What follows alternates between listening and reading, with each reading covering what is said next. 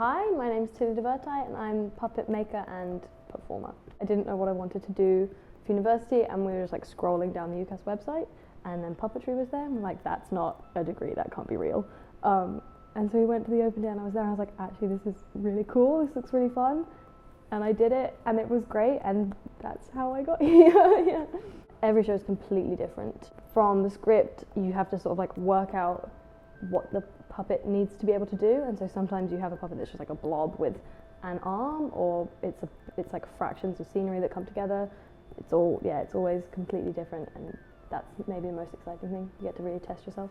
So I'm quite quick to get the script from the director, and then I scroll through it, find out the like physical points that the puppet needs to hit, to work out like what joints and stuff it needs.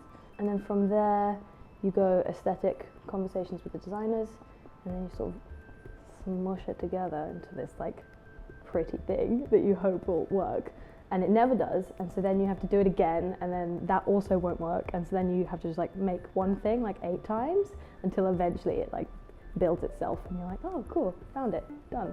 When you're given a script that's really, really interesting, and you know that the puppet is a focus point, it's really nice when puppetry is given a main lead or a main character role, as opposed to being a bit of fluff on the side.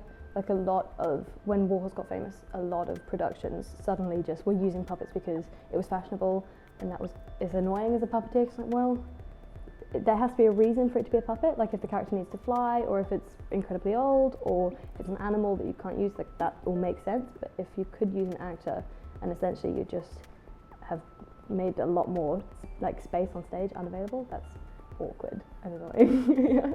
An old lady human puppet was difficult, but something I haven't done, and so really exciting.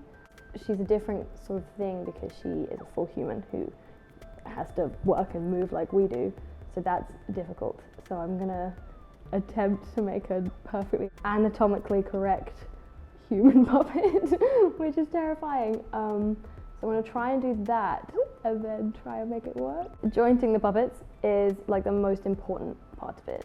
So for example, if you have a puppet that needs to be able to pick up and move things, you have to be able to make its hand move, articulate, and have a strength to pick stuff up. So that's difficult, but really fun. And there's like a different technique to do that. You can have like a Lego hand essentially that like does this, or you can attach each finger to a rope that's attached to like the puppet hand, so you can actually make them like do this stuff, which is mad. And you get like piano playing puppets, and they're ridiculous. And yeah, technically the most important thing is like the jointing again, so you can have like a loose jointed foot to a stiff jointed knee, which means if you lift the leg up, the foot will flop, so it looks like it's walking like this, which is quite cool.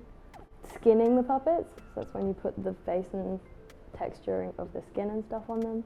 That's always super difficult, especially if it's a human, because everyone on the planet has a different skin tone and hair. It's all very specific, which is why it's quite nice when you have a time like this where it's like a child of the 2 actors, so you can look at the actors and say, oh, your face does that and your hair does that, so I'll take that and put that on the puppet.